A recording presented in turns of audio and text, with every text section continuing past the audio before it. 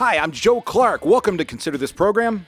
And I'm Adam Harter. Happy to have you along, Adam. This is a special thing, buddy. You've been with the Financial Enhancement Group for over 20 years, and I think you've done one radio segment, maybe two. This is your first show. Yeah. This is the first time we've had you all the way through, so I am thoroughly excited. The theme for this week is what goes up must come down. Newton was pretty adamant about that in some of his rules. I know you believe it probably more so than I do, but let's break this into categories. I think one of the big things is the housing market. I've got a lot of families that we take care of, friends in my neighborhood where people are getting offers greater than what they're asking for in their house, and sometimes within the same day, sometimes before the sign even gets into the yard. So crazy things are going on. So Adam, what's behind the recent rise in housing prices? What's driving it?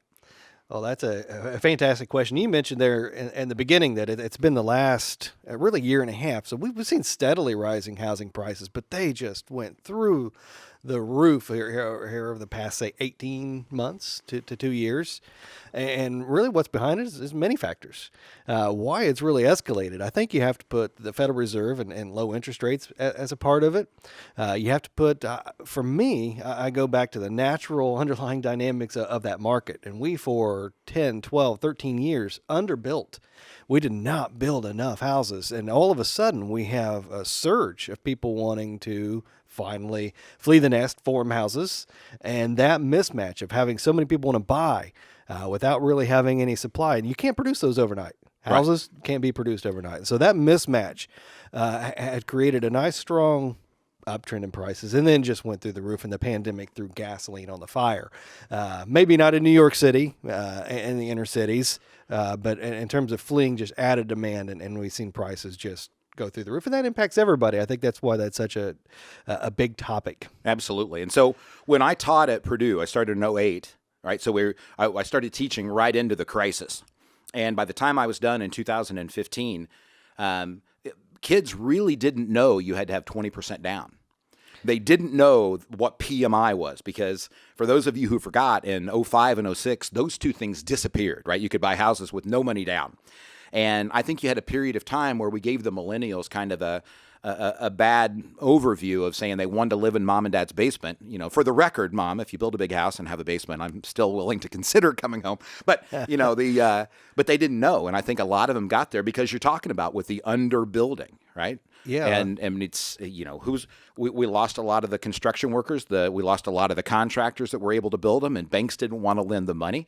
So it does get into that. And people were scarred, right? Yes. All they heard, for even the people that got out of college, your students, all they heard was the housing crisis. Nobody wants to be getting themselves into something that just came out of a massive crash. Why would they, right? I mean, that's right. So, but you got to get back to norm. And if you want to call a world of a pandemic norm, I guess, then we're kind of in a norm. People need places to be able to go. So I think the question on especially investors' minds in terms of housing, has the cycle run its course? Yeah. So for me, I don't think so. And I go back to the underlying mismatch of supply and demand. And this is the question I'm probably asked as more than any other, because I've got a couple friends who dropped out of the corporate world and are building houses, and a couple. So I get these questions all the time. And we have only just begun to build enough houses to possibly cover the demand that's coming. And you go back and it's the numbers, and Joe, you and I, we've looked at these numbers every month for well over a decade now, and it's going to take a very long time. You know, we're just to put the numbers behind it. I think we got to get to those. We're doing about 1.6 million per year, and that by itself, 1.6 million, is about what we need to replace what is destroyed in natural causes, and then the population growth to cover for that, and maybe just a little bit of catch up from the lost decade of undersupply. So if we stayed at this rate, we've got a long time before we fill that backlog. Yeah. From having only done 1 million, say, give or take, for years.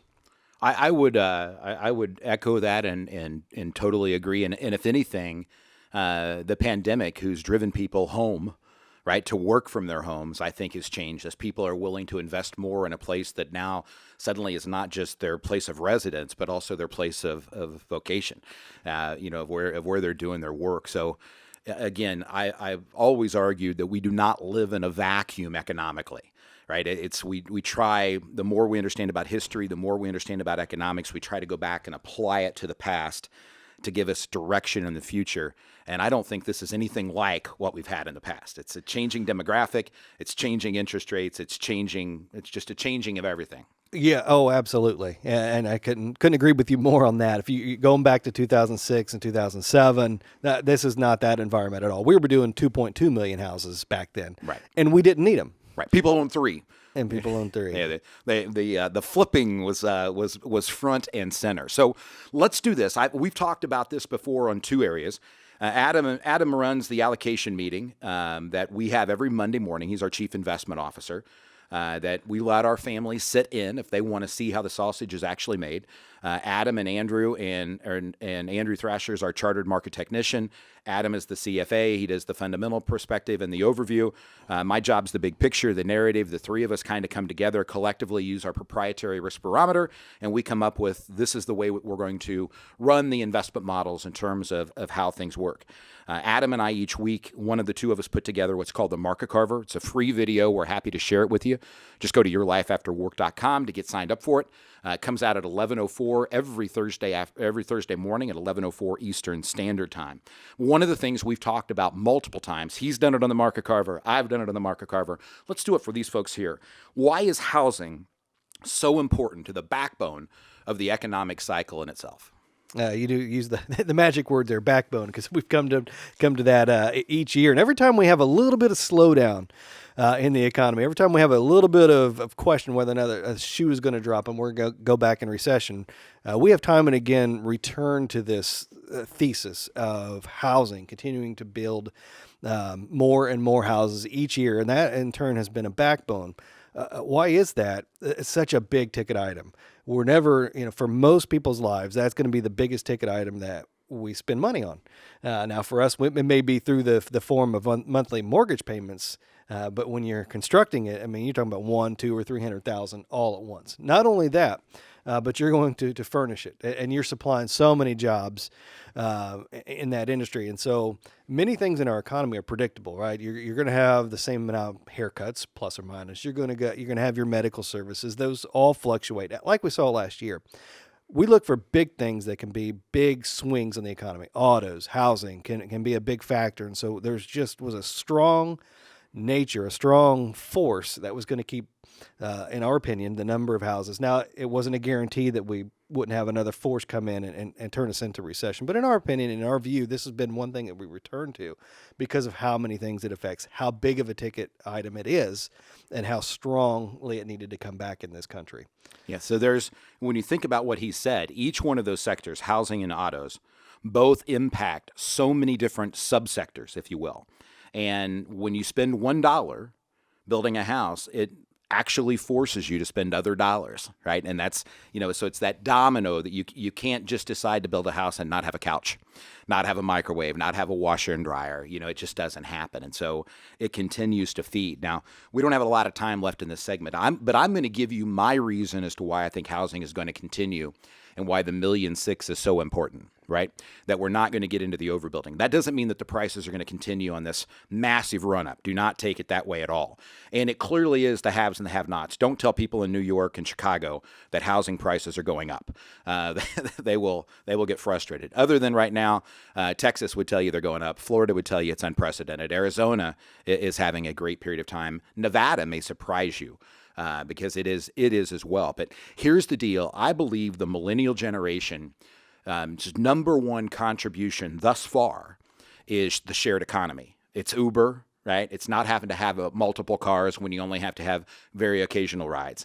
It's Airbnb. It's the ability for me to be able to go to places for a month, not have any carry costs, not have to worry about the snow when I'm not there, or mowing the yard, when I'm not there, or changing the roof or the water heater or any of that other stuff. It's the ability for me to go when I want to go, to do what I want to do. I don't think Barb and I will ever own a second house. Right? Yeah. Just my guess. It's really hard to make the math work out. It is. I believe it would be a stretch if somebody were to do that just saying that financially could. And I'm not judging or condemning anybody. I'm just telling you, at 54 years old, and we've been blessed. I have the means. If I wanted to buy a second place, I get it. I understand why people do. But in the world we live in today, with that shared economy, I just can't see it happening, Adam. But thank you for that. Great stuff on the housing world. Hey, folks, we would invite you to come in and sit down and have a next steps meeting. That is our brand promise. We will spend 90 minutes with you to give you things that you need to consider today, things you're going to want to consider in your future, and if we choose to partner together, what FEG will do for you, and we'll put it into writing. It's made up of your financial vision and 5 critical elements, the areas that we think can cause you the greatest financial turmoil in your life after work, the annual tax plan that needs to be done before December 31st. That's not tax reporting. The third is what Adam handles in the investment playbook, making sure that your money is managed correctly and wisely. Fourth, is the taking care of life happens. And last but not least is the legacy plan. 800-928-4001.